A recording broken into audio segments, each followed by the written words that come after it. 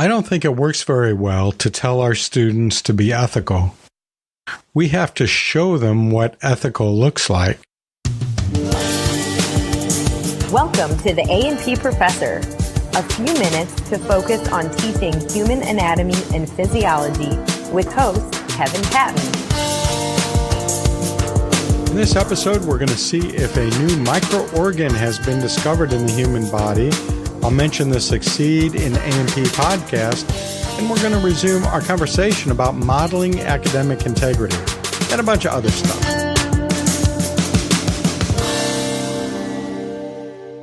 A couple of weeks ago, I ran across a headline that stated, "Researchers discover new microorgan in human immune system." And you know me, I'm always attracted to headlines that claim that there's a new organ in the human body.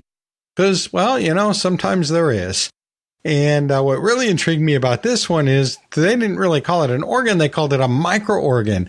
And I don't even know what that is. So I had to read the article. And I'm glad I did, because it was referring to a piece that came out on August 22nd in Nature Communications. And it's entitled, "Memory B cells are reactivated in subcapsular proliferative foci of lymph nodes." And basically what it described was some experiments in which they demonstrated that memory B cells that are produced during and after an infection in an area get trapped in the nearby lymph nodes, which is not surprising, and they hang out there, which is also not surprising, but they form a focus, a location that is distinct from the germinal center of the lymph node. It's distinct both functionally and structurally from the germinal center. And these folks decided to call it a subcapsular proliferative focus, or plural would be foci or foci. It's subcapsular because it's just inside the capsule, just deep to the capsule, which forms the wall of the lymph node. And it's proliferative because it's made up of memory B cells, which we know, when triggered, will proliferate and form groups of more memory B cells and some plasma cells, which are going to be actively producing antibodies against the antigen that triggered the formation of those memory B cells to begin with. It's called a focus because it's a location, right? These SPFs, which is a lot easier to say than subcapsular proliferative foci or foci, and so the SPFs, that's what's new. And the authors, I couldn't find anywhere in there where they called it a microorgan. Maybe I just missed it. But the point is that we'd never really seen it before, never really noticed it before. And it's really interesting that when these memory B cells, they hang out there, which makes sense they'd hang out in the lymph node, but at a particular location just inside the capsule, where they are most likely to encounter the antigen that they're programmed for, encounter it again if there's a new episode of encountering the antigen that they're programmed for. It would be right there in the outer area, not deep in the germinal center. So it makes sense that it would be there, right? And it also makes sure that it's a good place for the macrophages, which are acting as antigen-presenting cells, that they would be, able to get to those memory B cells very easily. And not only are the memory B cells hanging out there, but there are a bunch of helper T cells and presumably other cells that are going to be involved in this whole process of getting those memory B cells activated and proliferating and producing the plasma cells, which are going to be producing the antibodies. And all of this together means that process of this secondary response to the antigen, the original antigen, is going to be that much more efficient. And now we're seeing how it gets to be so efficient. And the authors of this communication propose that knowing about this may help us do vaccines better.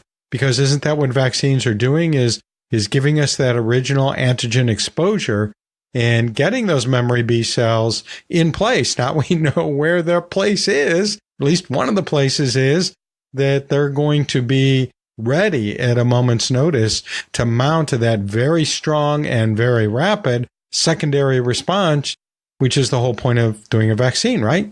Some interesting things in the immune system these days.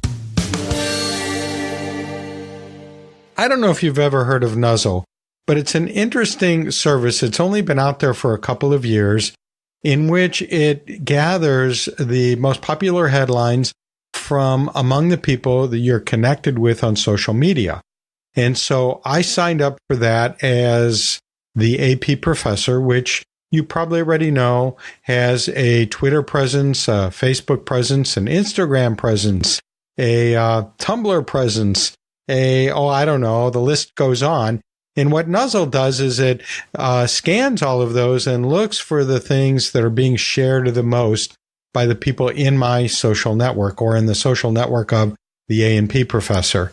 What it does is it gathers it together and it allows me to curate from among those headlines things that I think will be of interest to other A&P professors. And I put it together in this Nuzzel newsletter, which you can subscribe to for free. And you would go to Nuzzel, that's NUZZEL.com/the AP Professor, and just sign right up, put your email in, and every day, Monday through Friday, you'll get a list of 2 or 3 or 4 or 5 or 10 headlines that I think you might be interested in it. And you can just scan through them and see if there's anything that interests you. And you can click on any one of them and go to the original article that headline is associated with. And that would be an easy way to keep up with things. So try my Nuzzel newsletter. The link is in the show notes and at the episode page at theapprofessor.org. Well, I had a really nice surprise this morning when I was flipping through my podcasts, and I saw that there was a new episode of the podcast Succeed in A&P, which I've mentioned on this show before. It is put out by my friend Jim Connolly over at McGraw-Hill Higher Education, and I noticed that this one was an interview with Krista Rumpolsky, whose name you probably recognize because I've mentioned her before on this podcast. You may recall the syllabus episode when we talked about her first day PowerPoint, and we talked about some of the things that she does on the same day that she hands out the syllabus. And anyway, so I'm listening to this thinking, well, this is going to be an especially good episode because I like Jim and I like Krista, and they both have interesting things to say. And this one didn't disappoint me, but the pleasant surprise came in when they mentioned this podcast, the A&P Professor. So I really appreciate the shout out. And so I want to shout out to them again. And something that Jim mentioned in his show was something that he and I had talked about when we were at the HAPS conference together. And that is that we're going to do an exchange where I go on his show for an interview and he's going to come on my show for an interview. So that's something to look forward to. But in the meantime, look in the show notes and the episode page for this episode, and there will be a link to Succeed in A&P, or you can just search for it in iTunes or wherever you get your podcast, and you can listen to it there. You remember Greg Crowther, right? He's the guy who composed and sang the song, A Physiologist's Blessing, that I played in the last episode. That was a lot of fun, wasn't it? Well, Greg called in because he has something to say about that other topic that came up in the previous episode on academic integrity. Here's what he had to say. Hi, Kevin. This is Greg Crowther calling in about episode 25. Of course, I listened to it originally for selfish reasons, and it was fun to hear my song on that episode. But I also wanted to react to something later in your show about academic integrity. I thought you made the point, an important point, that we need to set a good example for our students by demonstrating and modeling academic integrity. And I strongly agree with you that we don't always model this as well as we should. In particular, kind of a soapbox issue for me is when we put images on our slides that come from other sources, not just the course textbook, but we fail to specify where we got those images, those figures or those conceptual diagrams or whatnot. That too is plagiarism. So if you talk tough on plagiarism, but you show unattributed images, then you're a hypocrite. And so don't be a hypocrite. Take the extra time to track down the sources for those images. Even if it's a web address, that's something you can say, look, this is not my original creative work. I am borrowing this from somebody else. And the legal issue about whether you're legally allowed to do that, I kind of put in a separate category. I think, as you said in your show, the copyright law is complicated, and I'm less concerned about, figuring out technically whether we are in violation of all the nuances of copyright law. But I think at a bare minimum, we need to do what we ask our students to do, which is to say, this is my original work, or if it's not my original work, this is where I got it from. I agree with Greg 100%. I think that setting aside the legal issues allows us to focus on the issues of professional integrity and best practice. And I agree that the best practice for professional integrity in an educational setting is for us professors to model this idea of citing other people's work. A lot of us, probably all of us, if we're using PowerPoint in our presentations, we are using images from the textbook that we're using, and our publisher provides us those images for that purpose. We also, most if not all of us, bring in additional images because, well, no textbook, no matter how big it is, can fit all of the images that we'd like to use in teaching and learning. And of course, we all have our own way of telling the story, and so that's probably going to require different images that are in the textbook, or at least additional images than those that are found in the textbook.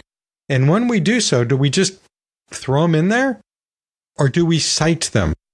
Do we either tell the students where they're from, or do we cite them in the slide itself and show that this is from Gray's Anatomy?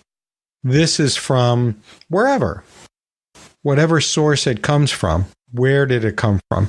And by doing that citation on a regular basis, by showing the students that we are scrupulous about citing everything that is not coming in from our own work, that is not generated by we ourselves, then we are practicing what we are preaching to them.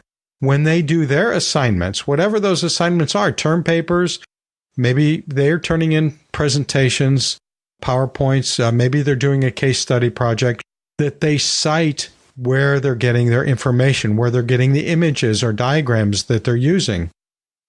I may have mentioned in previous episodes that I teach in a graduate program for people who either are teaching anatomy and physiology or are preparing to do that. It's a Master of Science in Human Anatomy and Physiology Instruction, HAPI, HAPPY for short. And so we have a HAPPY graduate program, and I'll get into more detail about that program in a future episode. But all of us in that program, we have our students producing some teaching materials as they study the human anatomy and physiology that they need to take into the classroom. And when they do a PowerPoint or a term paper or whatever, a test bank, if they are using an image or something created outside of what they're doing, they have to cite it. They have to put in there what the source is. As a matter of fact, we ask them to put in the source, even when they're taking something out of the textbook they're using for the course. We have them cite in there which textbook it's from. And one of the reasons we do that is because of this best practice thing that Greg is talking about. But another reason we do that is just for our own purposes as instructors, that's a good habit to get into. because all of you do this, right? Where you'll put together a presentation, and then a year, 2 year, 5 years, or in my case, 25 years later. Well, no, 25 years ago, I don't think I was using PowerPoints. We were using overhead acetate transparencies on an overhead projector. But my point is that I need to know, well, first of all, I'm going to mix and match those. I'm going to go back to my old presentations. I'm doing that all the time, where I pull out a few slides here and start over again. Or I pull out a few slides here and put them into a different presentation. Like I might be to a later chapter and I think, oh yeah, we need to review what signal transduction is. And we first introduced that when I was talking about the plasma membrane way back at the beginning of A&P1. And now here we are in the endocrine system, or here we are in the nervous system, or here we are in some other system. And I need to talk about signal transduction. I'm going to go back and pull those slides and add them in here. And if we didn't cite on every slide where those images came from, we might not know where their origin was. And then when I look at that and say, wow, that's a really low resolution, I meant to change that out because that's just too fuzzy when I project it. How will I know where I got it so I can go back to the source and maybe get a better image, or find some other accompanying image that I vaguely recall was there that I think, oh man, I should have used that. I should have grabbed that while I was there. And now I don't know where it was I went to get that. Or maybe I'm using images from the textbook and I'm not quite sure. Is that from the current edition? Maybe that's been updated. Maybe the labels have been added to, or maybe some other little part has been added in or taken away, or it's been improved in some other way. How do I know what edition it's from if I hadn't recorded what edition that was from? So there's kind of a silver lining. It's not only modeling best practice of professional integrity for our students to let them know is that's what we do as professionals. We cite other people's work. We acknowledge the work of other people. Not only that, but it's also helping me as an instructor keep track of everything. Where did it come from? Where did I get that? Now, in an upcoming episode, a good friend of mine, Barbara Waxer, who is a national speaker on this topic of what we can and can't use in the classroom, where do we find images from the classroom, she's going to help us with all of that in a future episode. But in the meantime, if you have questions or comments like Greg did, don't be shy about calling the hotline at 1-833-546-6336. That's 1-833-LION-DEN. And my friend Ron Garrett, who is the past president of HAPS, pointed out that in some of my episode pages and show notes, I had an error in the number. So if you've tried to call in before, use the correct number and call in and leave a comment. And I went back and I think I've changed all the places where it's an error. So if you catch an error, do what Ron did and drop me an email or give me a call and let me know that there was that error or any other error that you find, and I'll try and fix it. But we're not done with this topic of academic integrity. We're going to come back to that in a future episode. I guarantee it. I've mentioned before in an offhanded way a blog that I do called the A&P Student. And it's sort of the student version of the A&P Professor.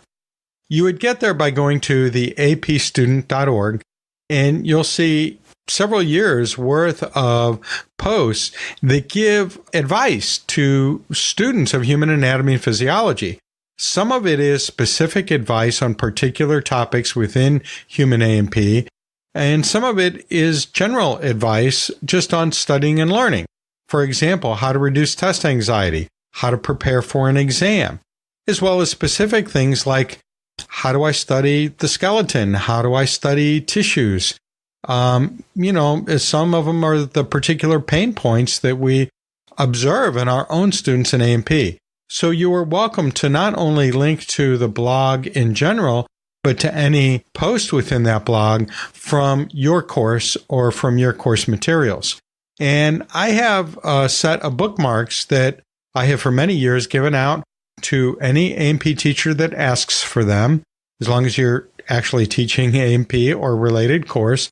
And these bookmarks are a nice little playful gift to give out. They're kind of a weird little I call them eyeball bookmarks. And if you go to the apstudent.org and find the bookmark page, which I'll tell you how to get to in a minute, you'll see what they look like and you'll see how weird they are. As a matter of fact, I'll put a picture of it in the show notes, an episode page, so you don't even have to go that far to see them. And I'll send you a stack of those bookmarks. All you have to do is go to the apstudent.org and in the menu, click Tool and Topics, and you'll see a link for free bookmarks. You click on that, and you'll see that there are some other gifts that I'll send along with it. These bookmarks on the one side have that graphic of the eyeballs, and on the other side, it has a link to the AP Student blog. And so that would be a fun thing to give out to your students that they can use that bookmark, and hopefully they'll follow that link and they'll learn some things and get some help and get some coaching in how to study and how to learn human A&P. So free gift to you. Check the show notes. Oh, one other thing before but wait, there's one more thing. In the form that you fill out your name and address for where I send them to, there's a little section that says, do you have something else you need to tell us? And if you put in there that you're a podcast listener, I will also send you a collector's item. It is a lapel pin with the A&P Professor logo on it that you can wear on your lapel to class. You can wear it on your lab coat. You can put it on your backpack. You can surprise your friends and neighbors that you have one of these very rare items. So make sure you put that on the form when you're requesting the bookmarks. And I also want to mention that this is something I literally do in my basement.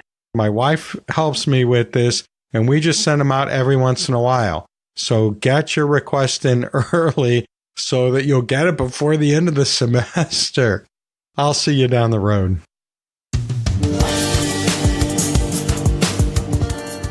The A&P Professor is hosted by Kevin Patton, professor, blogger, and textbook author in human anatomy and physiology.